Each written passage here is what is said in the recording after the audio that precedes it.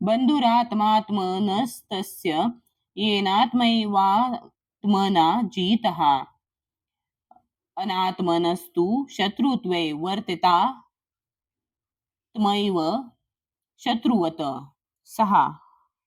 बंधुः मित्र, आत्मा मन, आत्मनः जीवाचे, तस्य त्याचे, येन ज्याने, आत्मा मन एव निश्चितच, आत्मना जीवांद्वारे, जितः जिंकलेला, अनात्मनः जो मनाला संयमित करण्यामध्ये अपयशी झाला आहे.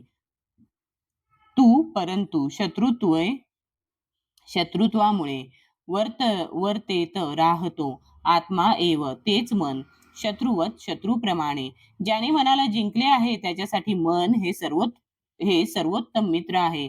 पण जो असे करण्यामध्ये अपयशी झाला आहे त्याच्यासाठी त्याचे तेच मन हे परमशत्रू असते.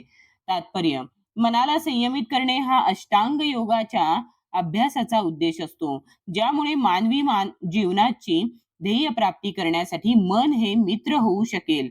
जोपर्यंत मन संयमित होत नाही तोपर्यंत योग देखाव्याकरिता म्हणजे केवळ कालापव्यय आहे. जो मनुष्य आपल्या मनाला संयमित करू शकत नाही तो नेहमी सर्वात मोठ्या शत्रू बरोबरच राहत असतो आणि याप्रमाणे त्याचे जीवन आणि जीवनाचा उद्देश निष्फळ होतो.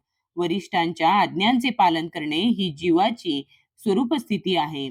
जोपर्यंत मनुष्याचे मन अविजित शत्रू राहते तोपर्यंत त्याला काम, क्रोध, लोभ, मोह इत्यादींच्या आदेशांचे पालन करावे लागते. परंतु मन जेव्हा जिंकले जाते तेव्हा मनुष्य स्वेच्छेने परमात्मा रूपाने प्रत्येकाच्या हृदयामध्ये स्थित असणाऱ्या पुरुषोत्तम श्री भगवान यांच्या आज्ञांचे पालन करण्याचे मान्य करतो. वास्तविक योगाभ्यास म्हणजे हृदयस्थित परमात्म्याशी संबंध प्रस्थापित करणे आणि त्यानंतर त्याच्या आज्ञांचे पालन करणे होय. ज्याने कृष्ण भावनेचा प्रत्यक्षपणे स्वीकार केला आहे त्याच्या बाबतीत